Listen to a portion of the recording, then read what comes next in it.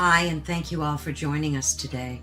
We are broadcasting live on the United Public Radio Network and the UFO Paranormal Radio Network, 105.3 on the Gulf Coast and 107.7 FM in New Orleans. Hi, folks. Thanks so much for joining us today. I know you just heard that we're airing live. This recording will be on my Friday show, which is a pre-recorded version, recently recorded, of course, a week before. And it's primarily for folks that can't make the live due to scheduling conflicts or time conflicts. So today we're not live, but if you leave any comments in the chat, I'm always watching and I'll be able to answer them as I sit here and watch the recording. So be sure to join us in the chat and you can ask any questions you like, and I'll make sure that our guest today gets to answer them at some point. So as you heard, welcome to Ethereal Encounters Unveiled, where hopefully we can help you discover your truth. Today, we're broadcasting on the United Public Radio Network and the UFO Paranormal Radio Network, which is 105.3 on the Gulf Coast and 107.7 FM in beautiful New Orleans. And as I said, please be sure to join us in one of the chat rooms to connect with us. And also, please subscribe to Ethereal Encounters Unveiled on YouTube or wherever you see us on social media. It really means a lot to get your support. And I want to thank everyone for joining us every week and helping us support the show. Today, we're super excited. We're going to be talking about a topic that should be near and dear to everyone's heart with our guest, William R. Forstchen. He's a PhD. He's written several books, and we're going to show you them. So we're very excited to talk to him today about EMP attacks, what happens when the grid goes dark. So we're going to be covering a lot of that. And real quickly, just to give you a little bit of his bio, and I'm going to have him talk about himself, of course. He's a New York Times bestselling author and a professor of history at Montreat College in Montreat, North Carolina. He holds a doctoral degree from Purdue University with a specialization in military history and technology. He's the author of 50 books, which is in and of itself extremely impressive. His breaking novel, which is called 1 Second After, was published in 2009, and it's credited by many with being an integral to the start of the prepper movement, which we all know what that is, by raising national awareness of potential threat of EMP, which is electromagnetic pulse strikes. So I'm going to stop blathering and introduce. Can I call you Bill or William? What do you prefer? Yes, ma'am. Call me Bill, and I should call you Carolyn. Yeah, that's great. Thank you so much for joining us today, Bill. I'm super excited to be able to discuss this with you as one of the leading authorities in this topic. And we're going to go over your books and all that good stuff, your website. And I am going to have the ticker run across the screen right now. There we go. And of course, I'll have all the links in the description of this video. So be sure to head on over to either YouTube or Rumble. You can follow us on both. We would greatly appreciate it. And you'll be able to get all the information right there, all the links, everything you need. So Bill, I'm going to step aside for a minute and let you talk about yourself. If you could maybe expand on some of the background that I read and kind of talk about some of the books that you wrote and anything you want to say until we jump into questions. Okay. Where do I start? Well, let's say it was a dark and stormy night back in 1991. I was going to Purdue University where I got my PhD. A 1 in 500 year event was hitting us in northern Indiana of a humongous ice storm that I remember trying to get home that night, grab my dog, sat in the living room in the dark all night because trees were crashing down everywhere. And northern Indiana lost its power. Some sections didn't get juice back for a month and a half. Lafayette, Indiana, 10 days. I noticed people were really starting to get squirrely after 5 or 6 days without electricity. Could tell some funny stories, but maybe later. That started me thinking about this because in the history of technology, which I was studying, I was already aware of the issue of EMP. So some years passed. Finally, in 2005, I started working on a book, which 4 years later became 1 Second After. And much to my amazement, a week later, it was on the New York Times bestseller list. So it's what I've been talking about ever since. I've written 4 books on the topic, starting with 1 Second After. The last book is 5 years after. What would happen in the event of an EMP? So I'm going to give a shorthand account for 1 minute for those who might not be familiar. What is an EMP? It stands for electromagnetic pulse. It's created by lofting a small nuclear weapon, 40 to 60 kiloton, about 2 or 3 times the size of a Hiroshima bomb. Excuse me.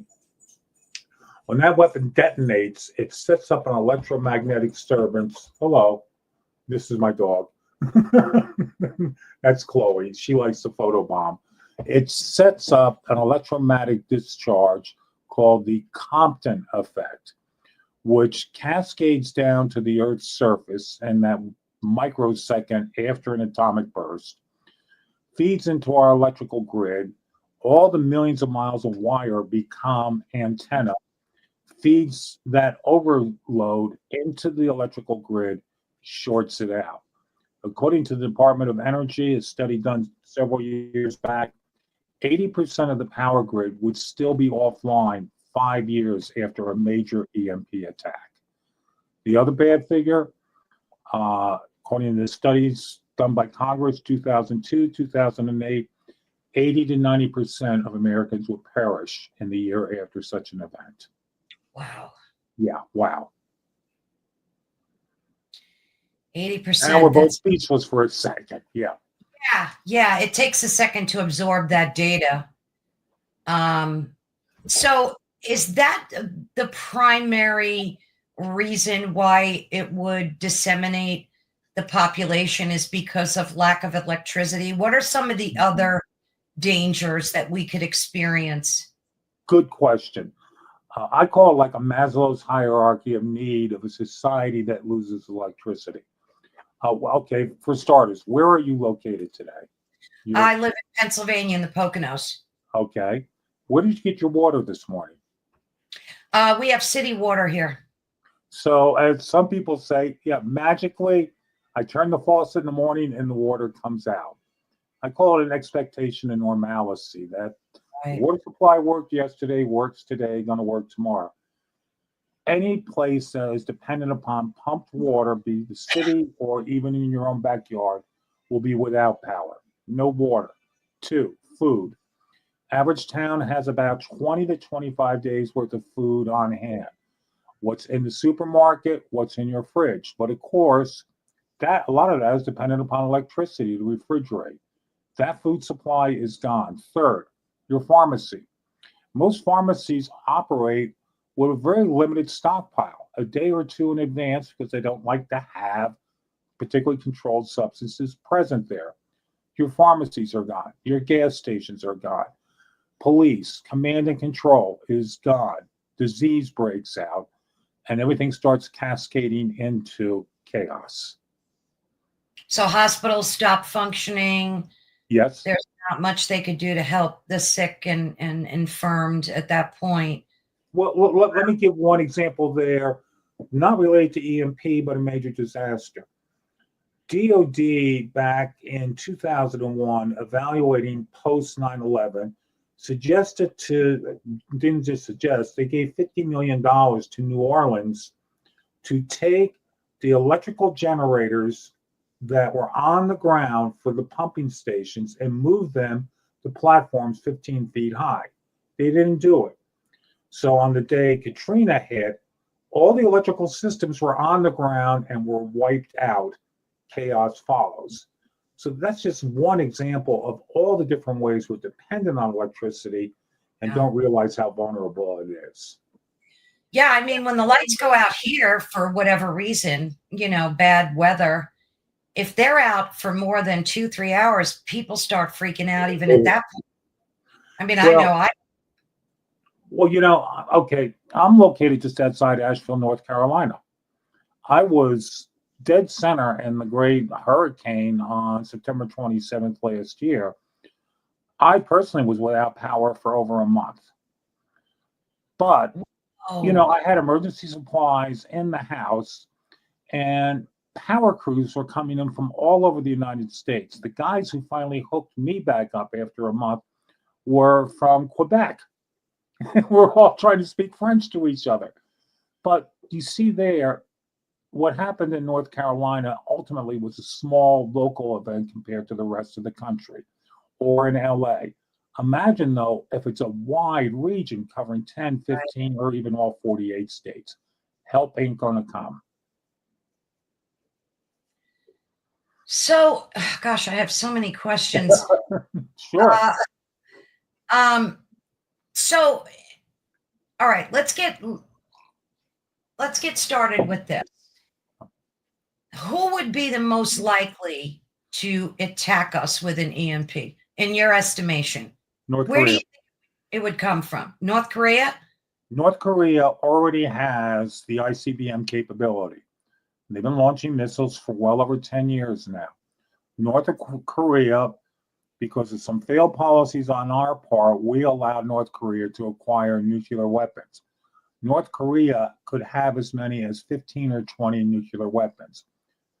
Let's say Kim, whatever his name is, has a really bad day. He decides to take us out.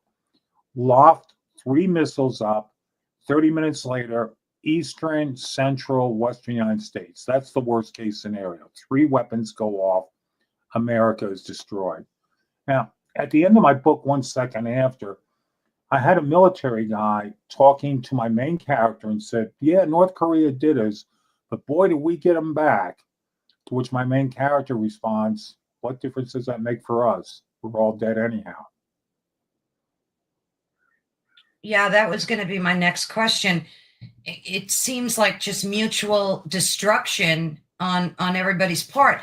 But what would be the motivating reason North Korea would want to do something like that, knowing that it's as bad as a nuke, if not worse? Well, I'll guesstimate that you're about 40 years old, somewhere around here. Thank you very much, Phil. Yeah. Never try and guess a person's age. I'm 74. I grew up during the Cold War. Mutual assured destruction was the term back then. MAD, great. Mutual assured destruction. That if Russia did us, we would do them, zero-sum game. Right. Same with China. But with North Korea, suppose Kim finds out tomorrow he's terminal and he decides, oh, the hell with it. I'm going to take America with me. Or for whatever psychotic reason, he decides to go. So there's my number one concern. Iran supposedly doesn't have nukes, but if they ever did acquire them, we're on their checklist. Both Iran and North Korea have actually put out films glorifying America being destroyed by an EMP. Oh, our government hasn't shown those to us. They certainly have not, but you can find them. And that is scary. If, to put it this way, if I saw my neighbor, suddenly every day he's got target practice in the backyard and it's pictures of me and my daughter and my fiance, would I take it seriously? Hell yeah. Is it not the same where they have countries, North Korea, where all the patriotic music and America gets suddenly taken out? I take that type of threat seriously.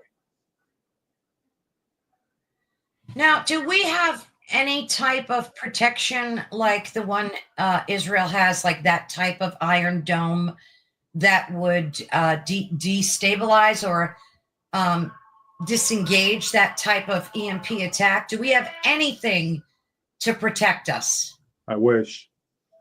All right. We'll have to go back to 1986 when Ronald Reagan was proposing SDI, Strategic Defense Initiative. the technology really wasn't there in 1986 to have an anti-ballistic missile system where we launch a missile and these are two bullets coming at each other at a closing speed of 14,000 miles an hour. The technology is there today. We haven't done anything.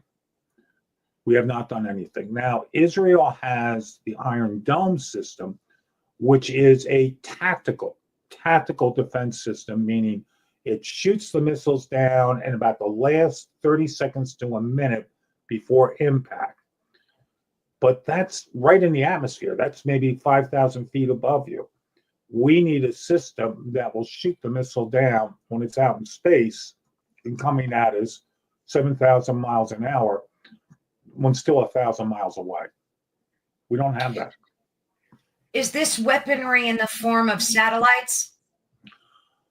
There's been some speculation on it, but I don't think so. I think the technology on our side is good enough that we could detect if there was a nuclear weapon on board. There would be certain signature radiation. The satellites won't do it. It's ground launch to air burst 20, 25 minutes away. That's the killer. So do they come in the form of nukes? Like how is this weaponry set up? Do they put it inside of a nuke? Like what's that like? All it is actually a nuclear weapon that, we have a couple of thousand sitting on top of our ICBMs. The Russians do. And yeah, North Korea does. It's just simply a satellite launch system with a nuclear weapon on the tip. That's all you need. There's no, it has to be calibrated a certain way to create an EMP. It's just done. Now, if I could go for 1 minute, we didn't quite realize the full power of an EMP when we were testing weapons in the 40s and 50s, because EMP is a line of sight event. If you blow the weapon on the ground, 4 or 5 miles away might be hit, but that's in the instant of the actual explosion. But when you go 250 miles up, you got a line of sight of a couple of thousand miles. That's the big difference. Now, in 1962, we put a missile up, an ICBM, with a 1 megaton weapon on top, detonated at 200 miles out in space, 500 miles away in Hawaii. It started blowing out the grid. And we go, what the hell was that? In fact, we didn't anticipate that level of intensity of an EMP. Within months, the Russians did one called Russian Test 184. The American test was called Starfish Prime. When the Russians blew theirs over Kazakhstan, it shorted out a power station 500 miles away. Both sides realized it, but then we went to the Nuclear Test Ban Treaty the following year, so there haven't been any tests since then. But it is known. This is definitely one of the byproducts of detonating a nuclear weapon. So it's not a nuke like the one we're used to seeing that blew up Hiroshima, is it? Actually, it is. Oh, wow. It's the same thing. It's just that you're detonating it out in space, which triggers above the Earth's atmosphere. It triggers an electrostatic discharge called the Compton effect. And then it goes from there. So if you were to launch a nuke that wasn't up in space, would it have the same effect, or would it just destroy everything? Yeah. I mean, would it emit an EMP? Yeah, sure. We're so used to the idea of a nuclear weapon being a city buster. For example, if we took a 50 kiloton, 3 times the size of the Hiroshima bomb, and we blew it atop Empire State Building, about 100,000 people would die almost instantly. But not that far away, down on Wall Street, down at the Battery, down at the site of the World Trade Center, Mm-hmm. There would be physical damage, but no EMP. It's getting it out in space that does it. That sets the Compton effect going. How does that work? Why does it trigger the Compton effect? And for folks that don't know, I mean, I just Googled it before. It says that the Compton effect is observed when X-rays or gamma rays are scattered on a material with an increase in wavelength. So how does the Compton effect, why does it work in space like that? Why? Well, because first of all, it has to be above the Earth's atmosphere, where even at 200 miles up, the atmosphere is still out there. I mean, the space station every couple of months, there's a little bit of drag is created, and they have to boost it slightly. It's that the electrons are far, far apart from each other, rather than a billion electrons in an area not much bigger than my fingernail. When they're far enough apart, this breaks an electron loose, which then hits another electron, and almost a bit like a chain reaction, that starts the cascading effect that intensifies as it gets down to the Earth's surface. I get it. I get it. When was that first discovered that they could weaponize a nuke in space and create an effect? Definitely, and it was funny. I was watching.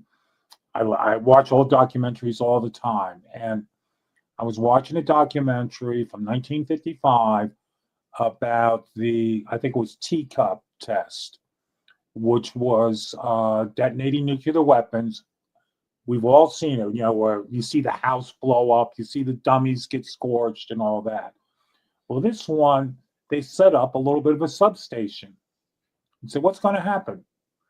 Well, they went out to the substation afterwards, and except for some minor damage, within a day or two, we'll be back and running again.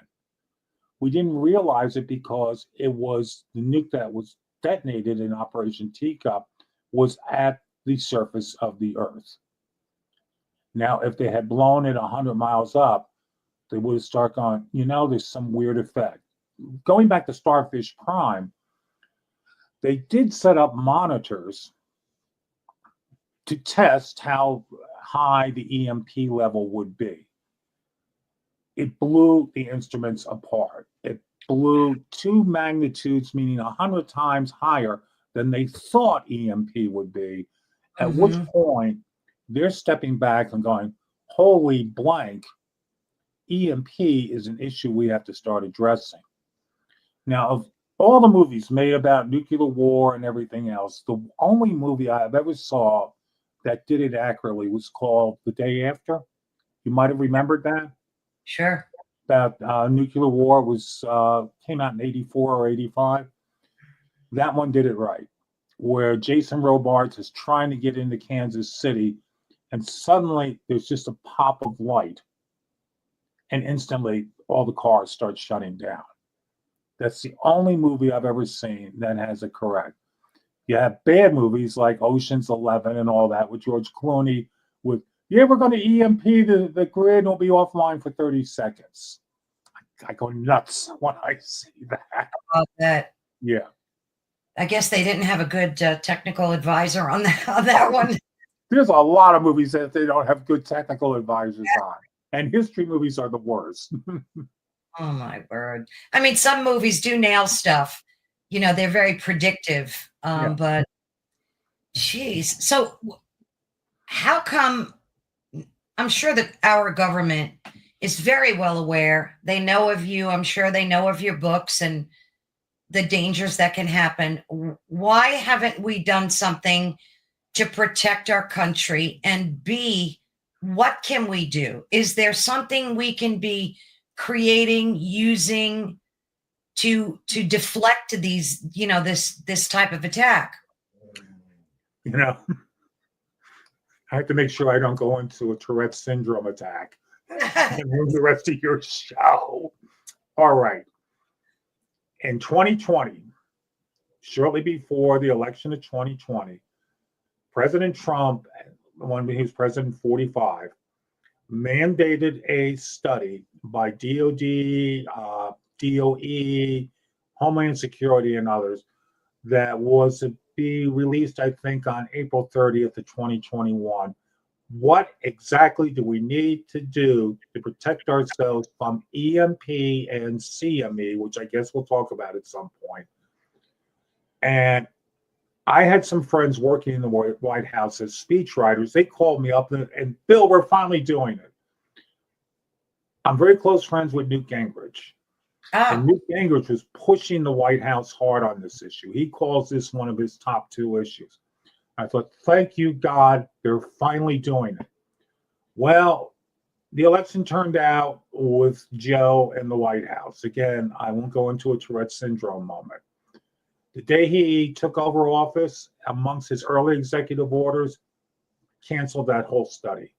Canceled it. So for the next, between 2021 and 2024, we had the green energy deal. How many hundreds of billions for that? We had this, we had that. Oh, I saw where they were claiming they were going to put some money into the research, about 5 or 10 billions. Nothing, zero, nothing. He did nothing the whole time. We were basically had our backsides in the air saying, go ahead and kick me. Now that Trump is Trump 47, talking again with friends in the administration, they're calling it Star Shield, but I have a feeling that in a pretty short order, the president's going to announce that he is going to mandate a study. But then how long does it take from study to study released to congressional action to finally getting it out there? Years. Again, we wasted hundreds of trillions of dollars on useless energy bills. For example, remember it was like $7 billion to build 50,000 charging stations. You know how many they built? Just take a guess. How many charging stations do you think the government built? 50. You're optimistic. 7 or 8. Now, Musk has built thousands. There's a Tesla parked out in my driveway. I even know of all this. The money was wasted, and it didn't go where it was supposed to go, which was to defend the United States from what could be an asymmetrical strike that could really cripple this country. Jeez. Yeah, they were too busy worried about, destroying the planet with windmills, useless windmills. And oh, don't get me started on that one.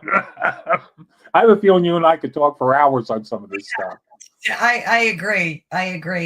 It's very frustrating to see what took place. For the past 4 years, it's scary, and it's kind of embarrassing that he canceled that study to protect our country from something obviously so threatening. And you and I were talking a little bit before, and you mentioned that 2 of the worst offenders would be, and I'm going to let you take it from there and explain to folks, because I think it's so important for people to know, where we could expect these attacks from. Who are our greatest enemies? Okay, again, of course, North Korea, Iran, the proliferation of nuclear weapons is such. There could be some loose warheads left over from the collapse of the Soviet Union. I remember talking with people who were working with the Soviet Union in the 90s about this, and one expert said, Bill, there's about 50 nuclear weapons we can't account for. Now, Is right. The weapon itself might not be good, but the core, the uranium or plutonium, is good and can be transferred into a good weapon. So Russia too. Russia's a threat in terms of an EMP attack? Not directly, because again, they do us, we do them. They destroy us. They lost one of their major trading partners anyhow. I'm not that worried about Russia because it would be catastrophic for both sides, even the same with China. It's the rogue third world player that I worry about that basically says, the hell with it. I'm just going to really screw things up today. Now, does Iran have nukes ready to go, or are they on the verge of it? They're on the verge of it, but God save Israel. because they've been on the verge a couple of times and suddenly something goes wrong in their lab and suddenly the centrifuges all start cracking up. The Israelis have for years made it a number one thing. Israel will never, ever tolerate Iran having a nuclear weapon, because one nuclear weapon over Israel, into Israel, could pretty well destroy it. Oh, and you know they would do it. They would do it in a heartbeat. The level of hatred there. That's bad. Well, we saw that mother and the two children who were just brutally murdered. Out of thousands of people have been murdered by them over the last couple of years. If they could do a nuke that would kill 100,000 Israelis, they'd do it. Oh, without batting an eyelash, they would do it. So Israel, I would say that's their number one thing. Iran will never have a nuke. So you said by the time the study is done and then the technology's developed, it's years, right? Is there any way to speed that process up in Congress, or I mean, it sounds like an imminent threat that we need to worry about. Let's look at this from a slightly different angle. DOE, about 8 or 10 years back, did a comprehensive study of the state of the American infrastructure. Part of the DOE report stated that the average component in our electrical grid today, right now, what we're pumping our electricity on, is 30 to 40 years old. We are pumping our electricity on a grid going back to the 1980s, 1990s. That is insane as well. Now, the analogy I give here is, imagine it's December the 8th, 1941. The president sits down with the Army, Chief of Staff, and Navy and says, okay, guys, we're going to war. And the head of the Navy says, sir, we do have one problem. All our aircraft carriers are made in Japan. And the head of the Army goes, you know, all our airplanes are made in Germany. Now what do we do? That's the state we're in right now. 90% of the key components in our electrical grid, guess where they're made? Where? China? Where else? Jeez. So we rust belted the industrial heartland of the United States going back to the Clinton administration. And before that, can you imagine if we didn't have the industrial capacity in 1941 to, within very short order, arming and sending forth the greatest army in the history of the world that defeated Japan in 44 months? Suppose none of that industrial infrastructure was there. Right. So the problem we have today is we don't have the industrial capacity to come back from a major attack. We don't stockpile supplies. We don't stockpile key components. We're not manufacturing key components. The average large transformer, like the one just about a quarter mile away from me, can take up to 2 years from ordering to delivery. Do you think China's going to rush deliver if we suddenly lose our grid? Well, all right. So 2 questions. Why don't we stockpile these things? Why? And how long has it been that we haven't, or just have we never stockpiled them? From your lips to God's ear. You know, I wish I could sit down with Trump today, amongst all the other woes he has. We need to revitalize American industry, which we're seeing. Trump's making, build better, build it here. Right. Drill, baby, drill, everything else. I'm not turning this into some sort of pro-Trump thing. That's not necessary. We just need to rebuild the infrastructure that can produce key 21st century electrical systems that could actually resist in a hardened state an EMP attack. What would it take to replace the components? $100 billion. What's $100 billion? What's $100 billion more or less these days? We print money anyway, so that's chump change. What would happen to our airplanes, our navigational systems, with an EMP attack? Would all the planes just fall out of the sky? How would that work? Yeah, we all remember Sully and that incredible miracle on the Hudson in 2009. Right now, as you and I talk, there's approximately 5,000 commercial airlines planes crisscrossing the United States. Yeah. A fair percentage of them would fall like bricks, even if Sully was in the cockpit, because our most up-to-date planes. Okay, I used to own an airplane. It was destroyed in the flood. Beautiful World War II plane got destroyed. Oh. But stick and rudder, when I pushed that stick forward, that was connected to a wire that went back to the tail and activated my rudder. Well, modern planes, it's all electronic components. You push the stick, activates a computer to another computer, move the rudder. If those things start shorting off, planes will start falling. Even if 10% of planes fell, there would be 500 planes in the first 10 minutes. Average anywhere between 100 to 300 people on each plane dead. Isn't this great? So necessary, though. Like these types of conversations, it shouldn't be something that we should be having. The government should have taken care of this. And it should be like we should feel safe, in which we don't, especially with what's going on with Ukraine currently. It's very scary stuff.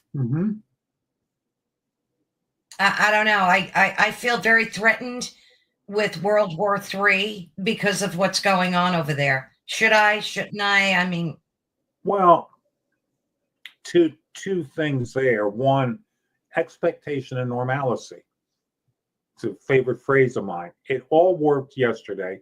Everything is working great today. We expect it to work tomorrow. Right. But Jack Kennedy, a great quote from him was, it was not nuclear war by calculation that he feared the most. It was nuclear war by miscalculation or madness. That's the one to fear. And that's what I fear. Especially with North Korea, as you were saying, that he could just lose his mind one day. And well, to go towards, okay, let's talk prevention for a moment.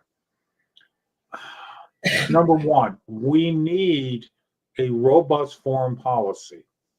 The days of the lackluster foreign policy of the recent past has to end. Number one, I would say to North Korea, don't even think it. Don't even twitch it. Don't move a muscle in that direction, because we will take you out in a preemptive strike. Now, you say preemptive, that's scary to some people, but when it comes to EMP, the only thing that's going to prevent it would be a preemptive strike, because if they launch the missiles and we don't have the capacity to defend ourselves, okay, we can bomb the hell out of them an hour later, but it's done with. It's over. We've lost. Well, do drones have any capability? I mean, I know they don't go in. Well, do drones go in the upper atmosphere where they could launch? No. So they do need an atmosphere. Yeah. Okay. So currently drones are not in the picture. Not a threat. Yeah. Not a threat. So Jersey is safe. Jersey. That's where I grew up. So Jersey is safe. We had them here too, believe it or not. There were drones all over. Did you see any of them? I think I saw one for sure. It didn't. I took video of it, and it didn't look like any plane to me. So I don't know, but there were sightings all over. Now, the reason I bring up drones, and you talked about missing nuclear devices before. You said there are at least 50 that are unaccounted for. I have no, and I assume that would be classified. That's what I was told by one of the people who's responsible for being on the ground in Ukraine when back in 1993-94, Ukraine had 500 nuclear weapons on its territory, and they surrendered them in exchange for a guarantee from us and others that they would always be protected against Russia, and we saw how that turned out. Because when the drone thing first started happening, there was rumors out there, and they were pretty big rumors. They were even on the news that there was a missing nuke, that it was delivered to New Jersey in some type of container, and it went missing. And that these drones were out there searching because they have some type of radar or something that they can detect. They can detect the trace radiation. Yes. Trace radiation, right. So, I mean, maybe that's true. Have you heard that in your... No, I have not. But I doubt it. If a nuke had been infiltrated into New Jersey, we would have been all over it. Yeah. So I kind of doubt that that's the case. I mean, not that it has anything to do with EMPs, but what's your logical reason for the sighting of all these drones, and then all of a sudden the government comes out and says, oh, it was us, we were just testing, whatever. They gave some benign reason, and then it just went away. What's your take on the whole thing? I don't know. I actually don't think I could answer that. But let me, couple things related to that. Remember the Chinese balloon of a year and a half ago? Yeah. That flew right over my house and I slept through it. My neighbors are all out looking at it, but nobody said, maybe we should call Bill up and see what he said. Oh, isn't that funny? And you might recall, it was about 8 or 9 years past when a submarine-launched ballistic missile lifted off the coast of California, and we were told, don't worry about it. No, I don't remember that one. Look it up. Submarine launch, SLBM launch off California coast. Was it an SLBM? Boy, it sure as heck looked like one taking off from, launched, and the smoke trail and everything else. Again, we don't know what it was, and nobody was talking. Oh, so we still don't know who launched it? And nope. I think I know who launched it. I think North Korea did it just to mess with us. But we don't know. We don't know. We just don't know. Jeez. I don't know. He seems to like Trump. He seems to be, a bro friend of his. So I don't know. Maybe we have that in our favor right now. What's your take on that? A friend, Trump, in terms of whom? Of his relationship with Kim Jong-un.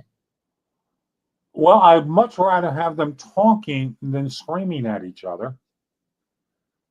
Some people say that's not right, but I mean, good gosh, you take any enemy out there, as long as we're still talking and engaging, that's better than not talking and not engaging. Absolutely, yeah. No, it makes me feel a little bit better, Well, knowing that. Well, the great mistake in 1939 was everybody was going around saying, oh, peace in our time and everything else. Only one person was coming out saying, this is going to go bad, and that was Churchill. Maybe if there had been more forceful voices in 1939 saying, don't even think about it. Don't think about it, let alone do it. It might not have happened. Hitler figured he had bullied us so many times, he could bully us again. And he did. And the whole world went to hell. Is there anything people can do to prep? I know you mentioned that prepping, and it's when that started to become very popular thing to do, because I personally, if we were ever struck with an EMP, I would not want to survive. I would rather walk off the planet than live in that type of world. But for folks that do, is it as easy as just stockpile medicine, be a prepper, stockpile everything? Yeah. What happened on September 27th here, the great hurricane? I even got caught off guard. Oh, did you? Following morning, I didn't have water. 2 days later, I was standing on a line to get a 6-pack of water to keep going. So that was even me. I had not filled up my cistern. I let it drain out and I didn't fill it back up again. Uh, Everybody, absolutely everybody, can start by just people listening today. If they've never done anything, put a month's worth of supplies in hand. And that doesn't mean going out and buying Patriot Foods or something like that. Go to the market, pick up canned goods. That's what I do. Yeah. And stockpile that up. Water, take 2-liter Coke bottles, clean them out good, fill them up. They will last for quite a while. Or even go to your camping supply store, and for $30, you can pick up a basic water filter. It filters slow, a couple of liters at a time, but you can take it from a nearby stream, because I'll tell you, in the days after a major collapse, every stream, anything flowing near where people live, is going to become polluted. Oh, yeah. And that's a great way to catch a gastrointestinal, and the medication isn't there, and then you die. So having a water supply, having food, depending upon where you live, some sort of heating system, be it the fireplace or whatever. Make sure you don't asphyxiate yourself if you have an indoor heater. And though I don't like to talk about it much, safety. Because there's going to be bad guys out there. Oh, absolutely. There's going to be bad guys. Well, at least, we have gun rights in this country. So there's that. So far. Yeah, we will for the next 4 years. Exactly. But, and I'll always add this, just so I cover myself.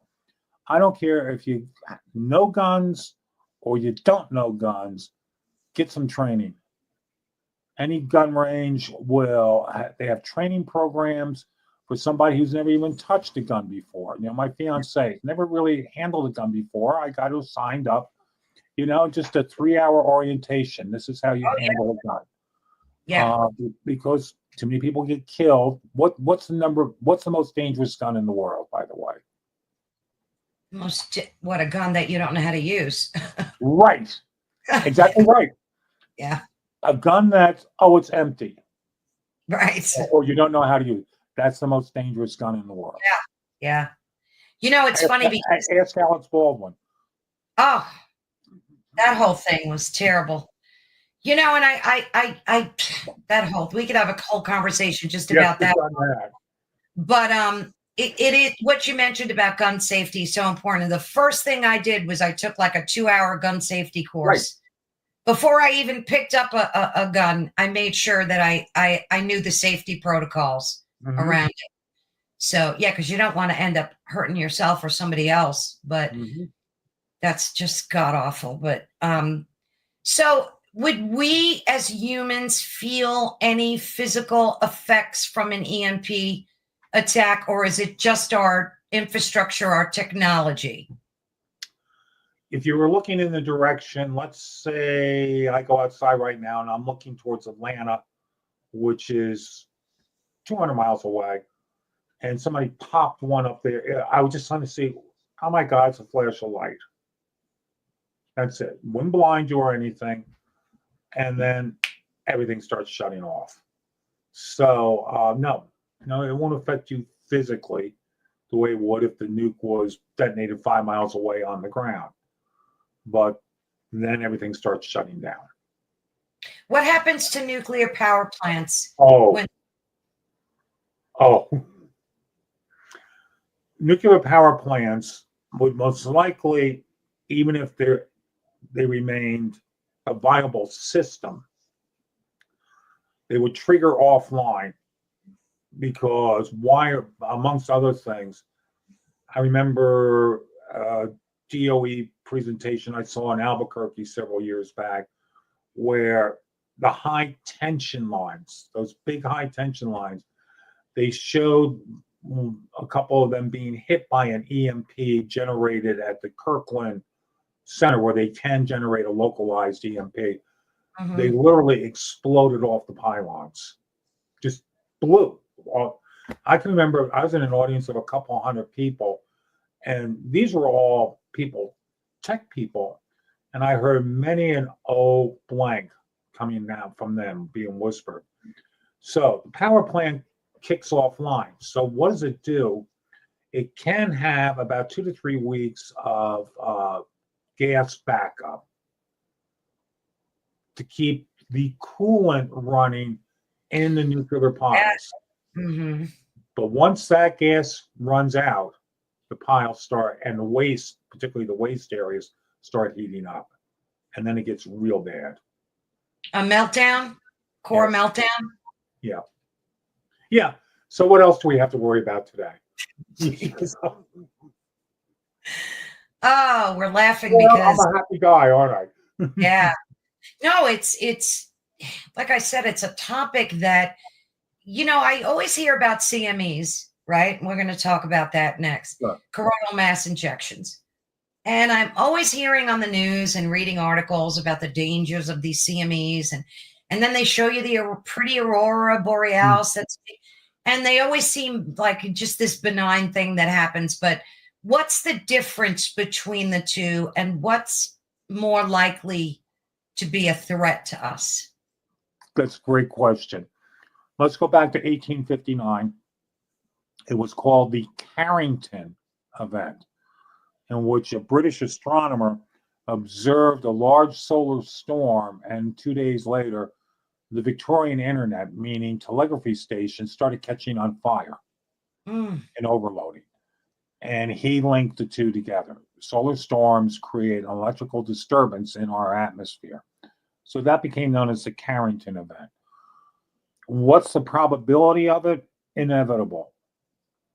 It's just the last time it happened, a big one like that, the only place that was really using electricity at that point was northwestern Europe and the eastern United States. And our grid went down too. Well, that was 150 years ago. If it could blow out a Victorian telegraph, think what it could do today to our very delicate infrastructure. So CME, it's going to happen. Well, we don't know the frequency.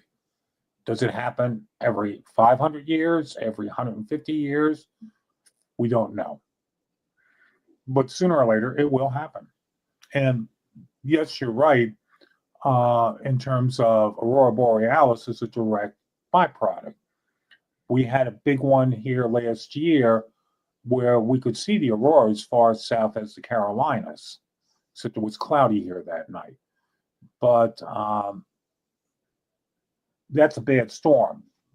They have the same time. The X scale is 1 to 5, and that was a 4, almost a 5. Wow. If you have a 5 max storm, your grid's going to start going offline. Last big event like that happened in Quebec around about 25 years ago. Quebec did go offline for a couple of days because the further north you go, the greater the impact of an aurora borealis, as seen that usually we see them up in the northern latitudes. Let's talk about what it really means to have a grid go offline. So what does that mean? We see videos of like from space, they show you all the lights going out, that kind of thing. What happens to our infrastructure? Does it get fried? Like, is it beyond repair at that point? What exactly happens to our electrical grid? With CME, EMP, or both? What? Both. Let's talk about both. Okay. The first major vulnerability will be our high tension systems. Have you ever stood underneath a high tension wire and you could actually hear it? Oh, gosh, yeah. Yeah. You could feel it. Yeah, you can feel it. It's creepy, isn't it? And you can actually hear it snap because they're pumping electricity through that thing at the max. All right. Overloaded, and it can start short circuiting. Overloaded. Super overloaded, and it starts melting. The wires all start melting off, as we saw, as I mentioned. One was an EMP, a small local EMP was generated at Kirkland Air Force Base against a model. Okay, so that's gone. Well, once you lose all those high tension lines, you lose the rest of the grid. The big storm I mentioned at the start of our interview, which happened in Indiana in 91, the high tension lines, the towers were actually collapsed because of the weight of the ice. So you lose that, you lose your distribution, the grid shuts down. But even at a more local level, power lines most likely would be going off. Now, the EMP feeds into generating systems, it feeds into your home. Now we're starting to go, what's the probability? Would it short out your own home? Would it short out the street? I hear various arguments on that. Some people say won't do it at all. Some people say, experts say 10 to 15%. Others 50, 75%. Depends upon line of sight. There's a lot of variables involved. But the key thing is the grid is gone. And it's not a local event like we had in Indiana or here. It's a nationwide event. Where do you start to rebuild? Right. That's where the chaos hits. So we don't have the back to the Maslow's hierarchy of needs. We don't have the water. We don't have the electricity for our pharmacies, our gas stations, everything else. It's all gone. Comes to cars. I've heard low-end figures, 10% of automobiles will short offline made after 1980. Because of computer chips? Yeah, because of the computer chips in the car. High-end probability, 80, 90%. But let's go with 10%. So 10% of our cars short circuit on the interstate highway at 4:30 in the afternoon on a Friday. What happens to the other 90%? They can't go anywhere. It gridlocks. Okay, so let's say you get off the highway and such, and you go to your gas station, but the gas station doesn't have electricity. Maybe they could hand pump something, but at that point, they see a gas station is maybe running by the guy hand pumping it, and you're going to have a half-mile long line of cars waiting to get help, and you're going to have some people ready to get violent already. We had a gas shortage here about 10 or 12 years ago. And I remember one of my students worked at the gas station. She resigned. She said when a guy pulled in and started an argument and pulled out a knife on the other person, she said, that's it, I'm gone. That's it. Dumb idiots. Well, day 3, you don't have your water, you don't have your electricity. Oh my God, your cell phones don't work. Sure. I know a lot of people would panic just over that.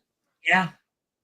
See, we become a society that's used to, again, expectation of normalcy. The computer you and I are on right now, if that thing totally shorted off, I would freak out a bit. You know? God, I don't have my computer. But imagine if everything starts going off the line. Nightmare. That's why I said, you'd have to really make a tough decision if you wanted to survive in that. And then if you choose to, how long can you really survive for? I would recommend, in fact, I show this, I teach a course on the history of technology. And I always show this in our first class. It's a TV series called Connections. The guy who produced and ran he's a genius. He's a bloody genius. That's James Burke, who was a BBC correspondent. And he goes exactly with that scenario. Suppose the power went off. Now, he made that episode in 1979. Wow. And my kids always laugh because he's going around in a leisure suit. But, and he takes it all the way back to the fundamental. You get out of the city, you finally get to the country, you find a farm where the farmer isn't there, so he's not going to shoot you.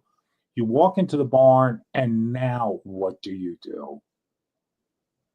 Do you know how to slaughter a pig and dress it? Do you know how to plow a field? Okay, you think you do. Do you know how to put the harness on the horse? Let alone take care of the horse? We don't know any of those things. I wrote a novel about 20 years ago, which became a best-selling series called Lost Regiment, in which a Civil War regiment of 500 men go through a portal and they wind up on another world. And it's like, we're going to have to replicate 19th century society.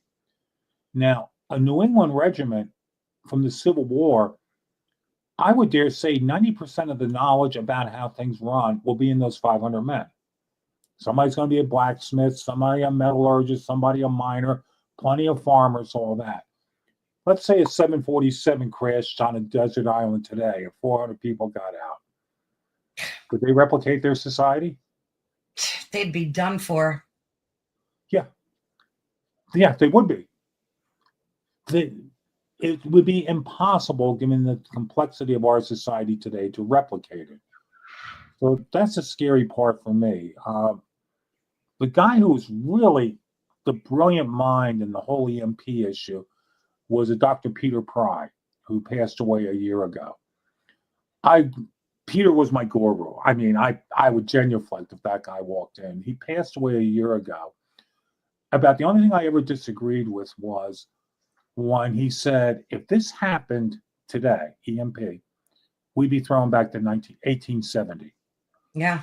And I said, Peter, no, because people in 1870 knew how to live in 1870. We don't. What did he say? He actually agreed with me finally. You know, he said, yeah, we'd be thrown back 1,000 years and we die. Oh my goodness. So that would be a mass extinction event. Yes. For the globe, essentially. A major, all-out, level 6 CME could be a mass extinction event. Would we know, do we have any pre-indicators if, say, a country like North Korea went bonkers and decided to launch an EMP? How far in advance would we know that this was taking place? It's a good question. I don't know. There would hopefully be some indicators, not to get into politics, but with the previous administration, there would be a lot of hand-wringing and, oh, we'll give you another $100 billion if you don't. Yeah. The current administration would say, twitch and we'll shoot. I honestly could not tell you. I would like to think our intelligence gathering is good enough to see if something like this was coming. And act. Right. And exactly. Like you said, that's our only hope. We have no defense mechanism in place. So the only defense we have is to preemptive the attack. Right. Good Lord. You know, and it's not that you want to make people, you know, wring their hands and worry and not go to sleep at night. But it's so important for folks to know that this is a viable possibility. You know, it cracks me up because everybody's worried right now. They want alien disclosure. You know, they want to be able to know from our governments if aliens and UAPs and submersibles exist. And they're freaking out. They want, you know, they put their, it's like, I wouldn't be worried so much about that. I'd be worried so much about this, what we're talking about today. This is the type of disclosure that we need as Americans and global people need to be prepping for and worry about. Not, and then I'm a big alien buff. Like I do so much interviews and I talk to so many ufologists about disclosure and stuff that's happening in the UFO community. But now after talking to you, this seems to me to change my priority. I think this should be up there in terms of what people should be concerned about and our government should be concerned about. I want to think that the tide is turning in terms of honest disclosure, even though the Epstein file is yet to be fully released. but or the JFK file. Yeah. I really don't know what to say other than let's go to your listeners. They should be prepared. Yeah. Second, if they have any type of activist in them, you can start at the local level because state governments are far more responsive. If you were saying to your state representative, I want our electrical grid hardened. I want a better prepared system. The state of South Carolina is actually starting to do quite a bit. The Electrical Consortium of South Carolina, I work with them, and they are trying to start, but that's going to mean money. Duke Energy, which is my supplier here, they're starting to react, but it's going to take time. So, activism at the local level, if you know somebody in the federal government that ties in with this, just sending them an email might actually make a tad of difference. If they get 1,000 such emails saying, this thing is real, let's do something about it. Do it now before it's too late. Yeah. That's the only hope I really could offer in that. So if you were a policymaker, what would the top 3 things that you would do immediately? If you had the power in your hands to do something ASAP, what would those 3 things be? Tell Musk to go to Mars. I would. Yeah. Because he's one of my real big hopes that I agree with Musk completely. Get our civilization to be a 2-planet system. But what would I would be hardening the infrastructure, returning industry back to the United States and every sort of tax incentive possible to do so. Mm-hmm. DOD rapidly gets up to a footing on the firing line, making it clear we ain't ever going to tolerate this. Those would be the big things. And let's just pray to God we don't have a CME that takes us out. Right. I assume you know George Norrie, Coast to Coast. Oh, yeah, sure. Yeah, he's a big hero of mine as well. George and I were talking last summer when we pointed out that, okay, if this is the Earth in orbit and the CME went this close to us, if we were 2 days back, the CME would have hit us dead on and we would have been in serious trouble. The analogy I give there is imagine a football field, and at the 50-yard line, a guy is blindfolded and he's given a pistol. And there is a guy that's running around that football. So you follow me? And he's holding up a little marble that represents the Earth. And once a day, this blindfolded guy goes, boom. Oh, jeez. Boom. What a great analogy. Well, what's the probability he's going to hit that person that day? Yeah. 0.0001. Slim to none. But statistically, if he did this every day for 100 years, what's the probability he's going to hit him? Right. It's going to increase exponentially. Yes. That's the analogy I give regarding CME and the probability of us getting hit.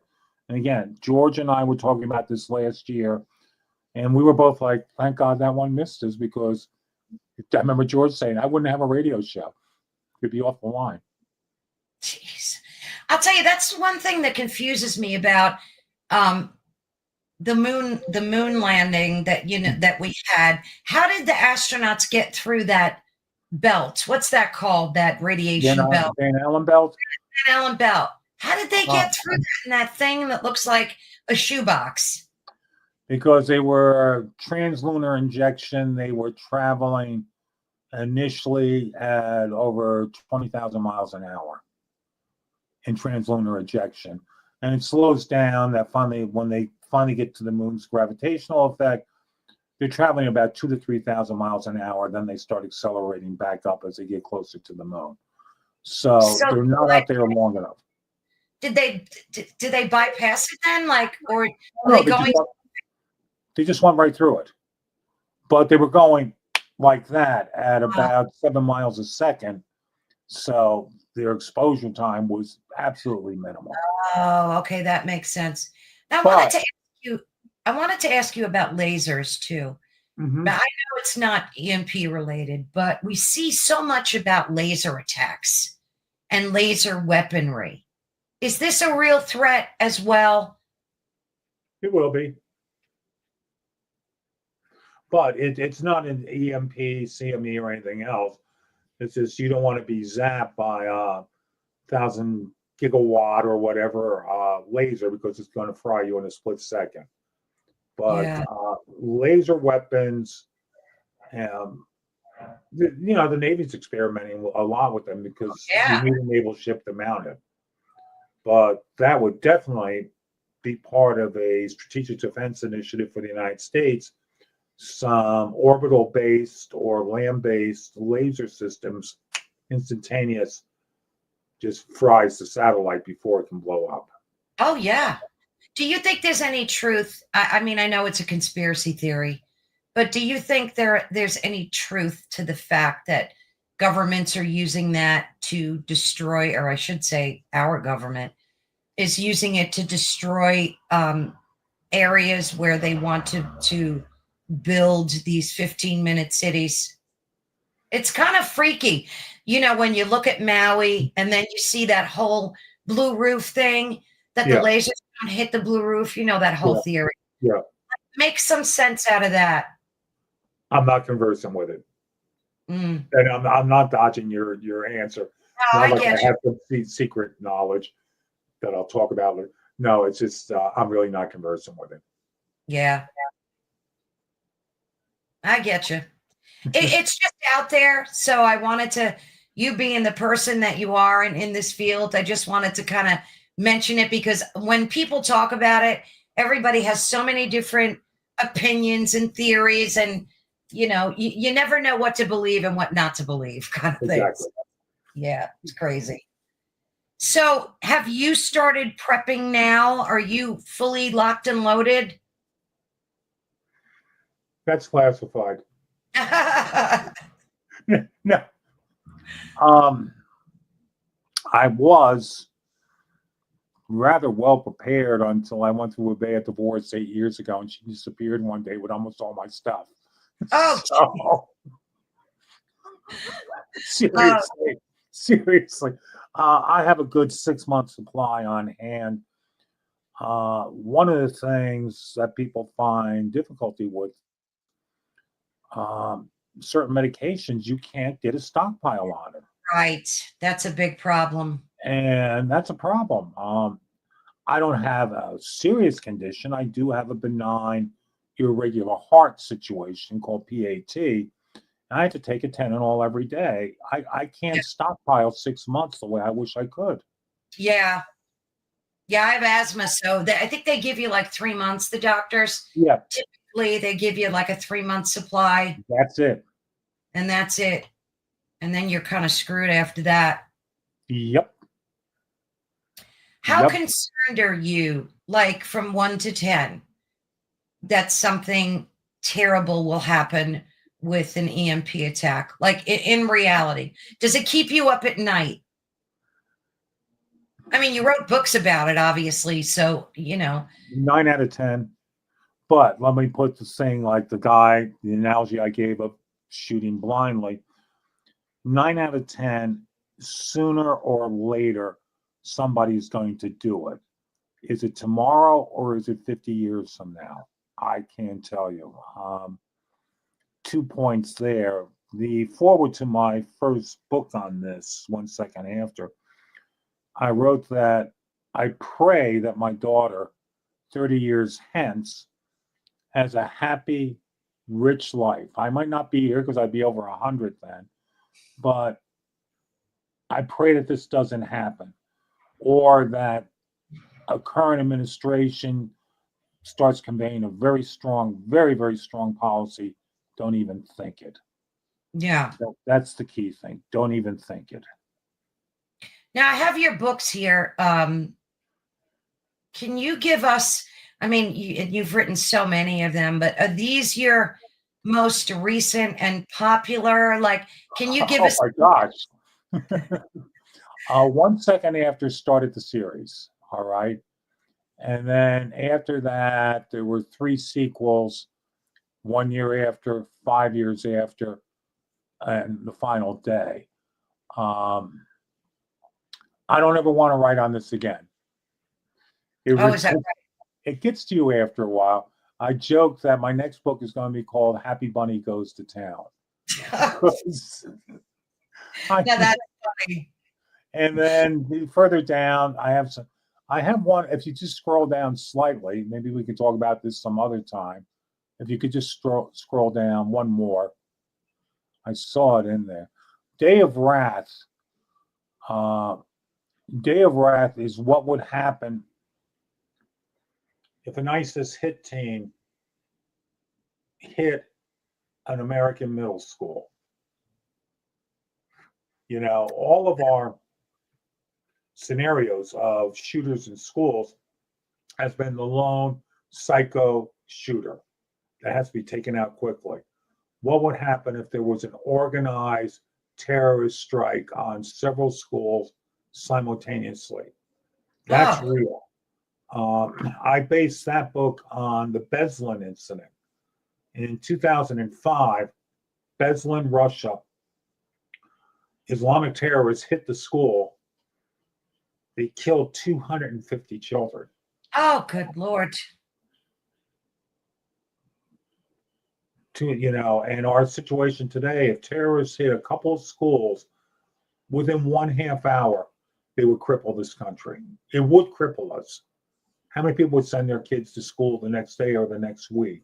Oh, that's right. Widespread panic. So that's the book, Day of Wrath. How would it cripple? Well, aside from the not sending our kids to school, what other? Would it create World War III? I mean, what would happen after that? Imagine 9/11 not hitting the World Trade Center, but hitting 4 or 5 schools on the same day at the same time. And rather than 2,900 adults, it was 2,900 children and their teachers and all that were killed. We would go crazy. Mm. We would go absolutely crazy, seeking revenge, but also how do we recover from something like that? Writing that book actually scared me. I published the book, self-published it, and suddenly I'm getting calls from police departments saying, no. we want to use your book as a training matrix. Can you talk to us about it? Because I think that's how actually the scariest books, of course, are 1 second after, but this one comes a very close second. So you've been doing training, you've been working with them? Yeah. I haven't done anything recently, last year or two. This book came out in 2015, and it really took off. It hit the bestseller list for a while. Well, I don't know. I hope they learned a thing or two from the attacks that we've already had on kids in schools. I don't know. It never seems. I know they've done better with their security protocols and stuff, but I don't know. It's well. If I could add one thing here, this book, Day of Wrath, I maintain teachers should be armed. And I'm not talking about just any random teacher gets a gun. I'm talking about sitting down with your teachers. You want certain volunteers. You vet them carefully. You eliminate the John Wayne types and all of that. And they get training and they get comprehensive training. Yeah. Because a teacher armed in the first minute or two could maybe derail a far larger event or even a lone shooter event. Yeah, I absolutely agree. Now you have a website as well for folks. Let me go there. I don't visit it very often. It's too depressing. Yeah, I of course went there to check it out. This is good for people that I want to make sure I'm sharing the right. Yeah. Let me just stage this. Yeah, so that's your website. And on the side here, there are links that folks can check out if they want to read more about this information. But yeah, and I'll have all the links in the description of this video for folks. So what's I don't know, what's your final takeaway? You gave us advice what to do, be prepared. You gave us like a historical perspective and possibilities of these things happening are real. Any other advice that you can give for folks about these attacks? I mean, so I learned today from you that I didn't know, that we can only have an EMP attack from space, from a nuke that's been exploded. So that kind of makes me feel a little better, because in my imagination, I thought an EMP attack could come in terms of a weapon. No. So like picture a gun or some type of weaponry. So that can't happen then. It has to. You can generate an EMP in a lab. It could impact everything within 100 feet, 500 feet. But the catastrophic level thing has to be a nuke. Has to be a nuke. Wow. The thing that we're always hearing about the threat of nuclear war, but I always picture it, them dropping nukes on us. You never think about it or hear about it coming from space. And I think it's so important for people to know that that's more of a viable threat than having a nuke dropped on you. Like, am I right? It is, right? Correct. Well, let's go to a nuclear war fighting situation. Let's say something finally did go down between us and the Russians. Both we and the Russians, the very first level of the attack in those first seconds would be launching EMPs, electromagnetic pulse, 3 to 5 nuclear weapons dedicated to producing an EMP over the Soviet Union, and 2 to 3 in the United States, to start blinding us, to start shutting our communications down, and then all the rest hits. And then game over. Yeah. Do you think the White House will contact you? Like, how many authorities are there, like yourself, in this field that, like you spoke of that gentleman that passed, I forgot his name, sorry, last year. How many people like you are there around that we could go to? There's people within our military who are very conversant with this. And like I said, I've worked with Newt for many, many years. And my name's in the hopper. I'm hoping I do get called at some point, even to come in for 15 minutes and 5 minutes with Musk. Yeah, that'd be that would great. make me very happy, because I'm a big supporter of his space program and the Tesla that's out in the driveway. Yeah. How do you like your Tesla? You like it? I've had it for 3 years. It's the greatest car ever. It's a computer hooked up to 4 wheels. It's, how much I've spent on it in the last 3 years? 0 cents. Wow. Other than some electricity. I mean, there's no transmission, there's no radiator, there's no this, there's no oil, there's no this. It's just basically a battery attached to the wheels and the computer. It's an incredible machine. Do you ever worry about the battery dying completely and having to replace it? Because that's like the biggest complaint I see. The anti-Tesla people drive me crazy with all their scared stories. And then you try and straighten it out. It just turns into a big argument. The battery should be good for 250,000 miles. Wow. So if I'm still alive at the end of 250,000 miles, that's fine. So that's just like noise from people that are anti-Tesla. Yeah, and it's gotten very bad since Musk stepped in with Doge. It's like every day there's another. Oh yeah, they're getting rid of them. Yeah.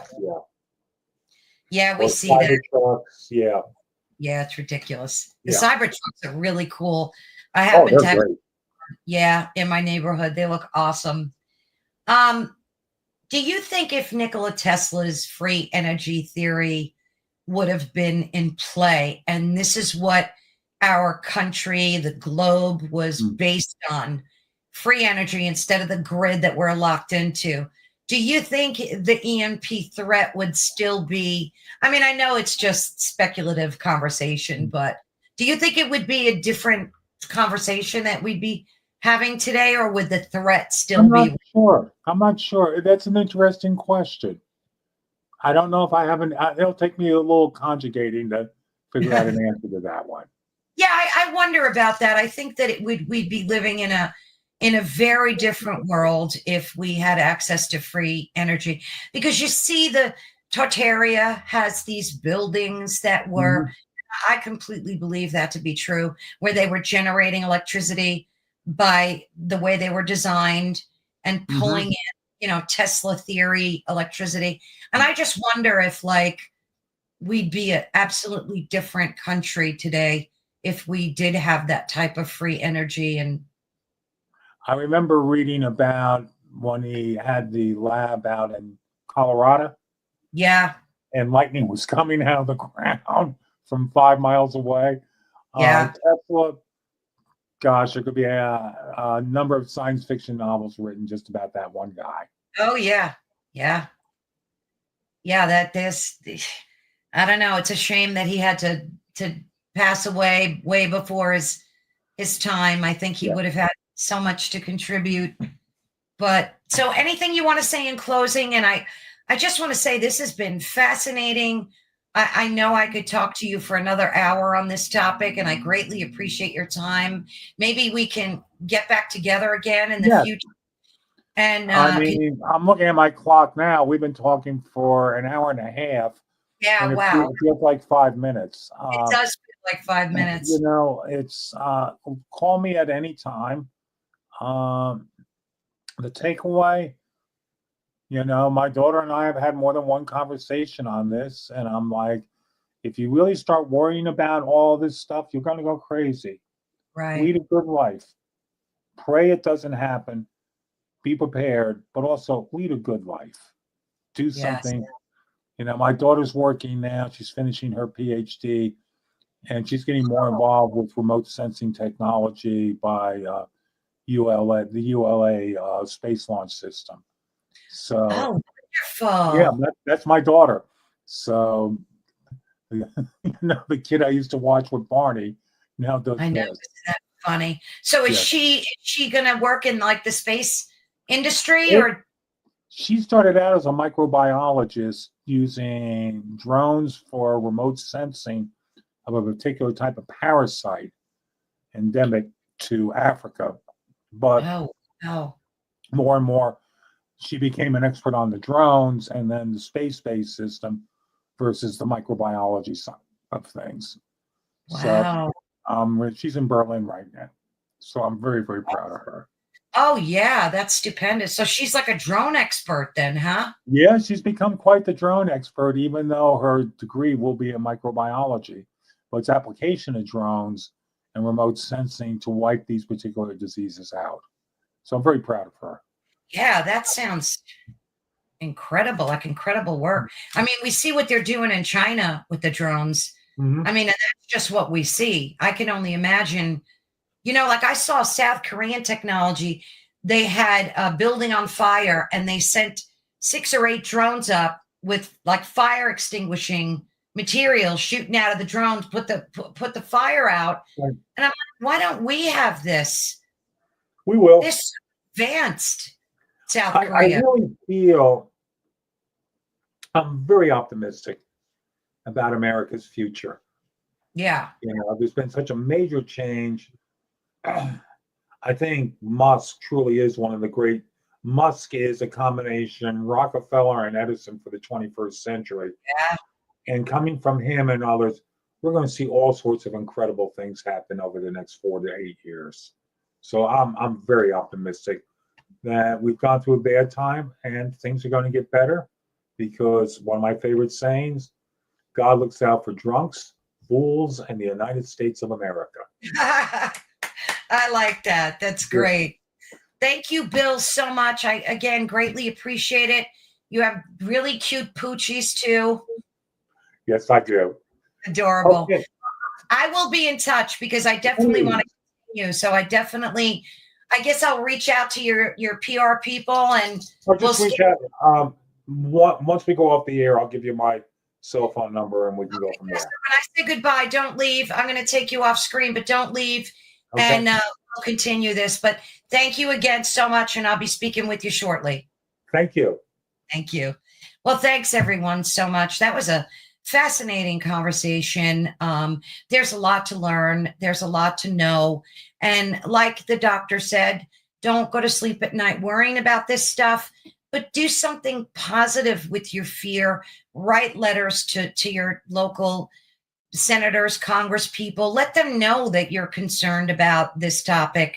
And hopefully we can live in a peaceful universe and have all this war and nonsense just come to an end. But thank you again for tuning in. You've been listening to Ethereal Encounters Unveiled, which is on the United Public Radio Network and the UFO Paranormal Radio Network, 105.3 on the East Coast and 107.7 FM in beautiful New Orleans.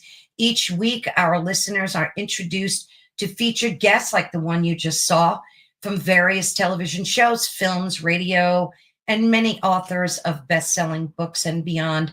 Please be sure to support us. It means everything when you do. Please subscribe, give us a thumbs up. It's very much appreciated. And we will see you live every Thursday between the hours of 5 to 7 p.m. Eastern Standard Time. Thank you so much, and God bless.